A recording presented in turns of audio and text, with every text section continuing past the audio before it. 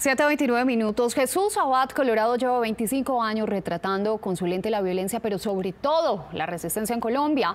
Es uno de los más respetados reporteros gráficos del país. A lomo de mula, zigzagueando trochas, montando en una chalupa, atravesando ríos y montañas o llegando a corregimientos que ni aparecen en los mapas, Jesús Abad Colorado se ha recorrido este país. Su pasión por el oficio lo llevaron a captar lo peor de la condición humana en el conflicto armado, pero también en ese doloroso trasegar conoció la dignidad de las víctimas y aprendió a verlas con un ojo distinto. Habla como un viejo sabio, aunque apenas tiene 50 años. Colorado ha sido ganador de premios nacionales e internacionales de periodismo. Su voz y su lente son únicos y por eso hablamos con él en nuestra serie El País que Queremos. Aquí está su diálogo con Juan David Laverde. Usted ha retratado múltiples escenarios muy tristes, muy pavorosos de la guerra en Colombia. ¿Qué puede explicar que en Colombia sí haya trapeado tanto con la dignidad del ser humano? Yo creo que eso se lo debemos a la mezquindad con la que la clase política de Colombia ha tratado a su gente y especialmente a la gente de las regiones y a los campesinos, porque este es un país que todo lo ha estratificado. Este es un país clasista y es un país racista. Se nos olvida que esos que están allá en las montañas y en las veredas son los que producen el alimento, son los que conservan a veces los bosques, y esos mismos fueron los que pusieron los hijos para todos los ejércitos. Esos mismos fueron los que perdieron la tierra, fueron los que perdieron la vida, y por eso yo digo, fueron humillados y fueron ofendidos. En Colombia en los últimos 70 años han sido asesinados cerca de 600.000 colombianos. Las cifras son brutales, la sangría que ha tenido Colombia es brutal. ¿Por qué, a pesar de semejantes ríos de sangre, Colombia ha sido un país más bien anestesiado y no ha sentido los rigores de tanta violencia? Es que los que ponen los muertos, te decía, ahora son las mismas personas. Es que si los hijos de santos van al ejército, se vuelven portada de revistas, porque son muchachos que lucen muy bien. Hay hijos de otros presidentes que se vuelven negociantes, pero a la guerra jamás van a ir los hijos del poder. En este país se banalizó mucho la vida de las víctimas. Es que en este país los medios se especializaron fue en entrevistar comandantes. Comandantes del ejército, comandantes de guerrilla, después comandantes del paramilitarismo, alcaldes y gobernadores.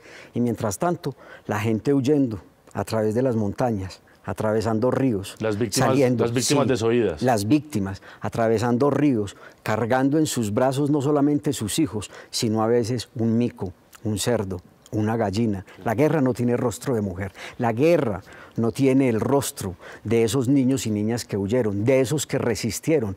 Y es a esos a los que yo aprendí a enfocar, a ver con mi ojo, a ver con mi corazón.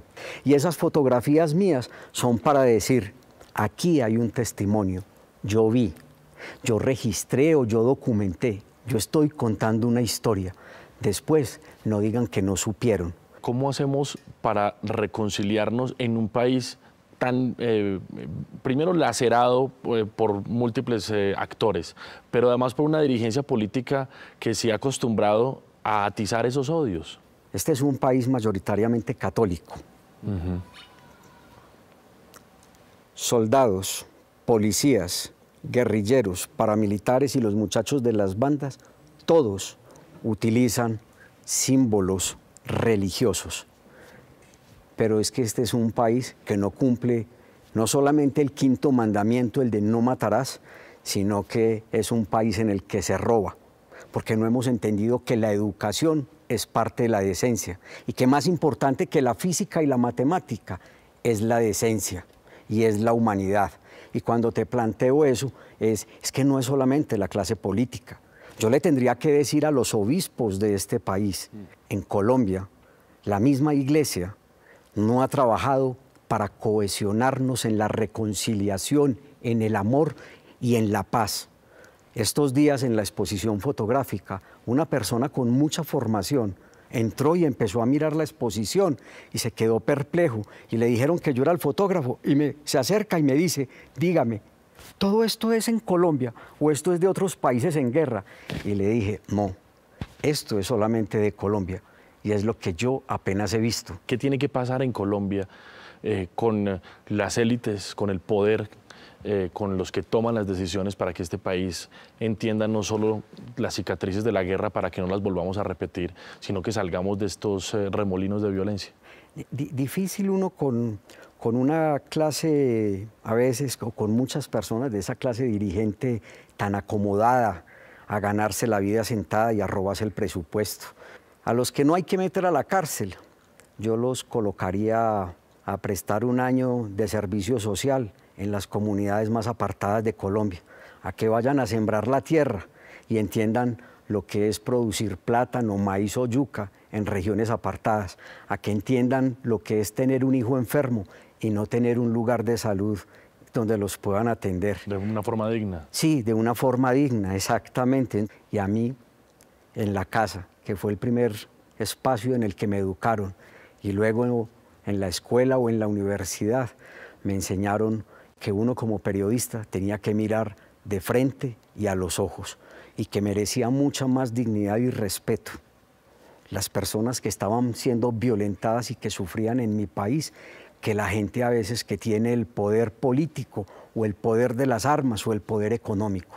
¿Cómo se imagina usted un país mejor? ¿Cómo se imagina usted una Colombia distinta? ¿Qué tiene que pasar? Un país en el que el presupuesto se irrigue, ya te dije que no se lo roben, pero un presupuesto que sea repartido y que entendamos que tiene que llegar a las regiones, que tiene que llegar en escuela y que tiene que llegar en salud, que tiene que llegar en vías, pero tiene que ser también un país que empiece a respetar la naturaleza.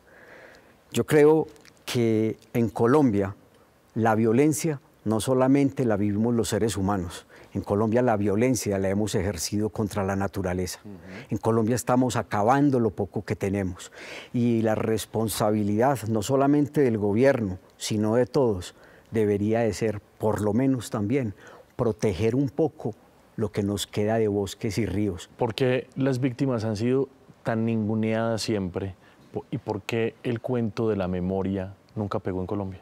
Aquí no conocemos de memoria. Aquí no conocemos de historia y por eso la repetimos. Yo he sido testigo de la ignominia, pero también soy testigo de la vida, de la resistencia. Y lo que le estoy pidiendo a este país, oiga, por favor, reconciliémonos.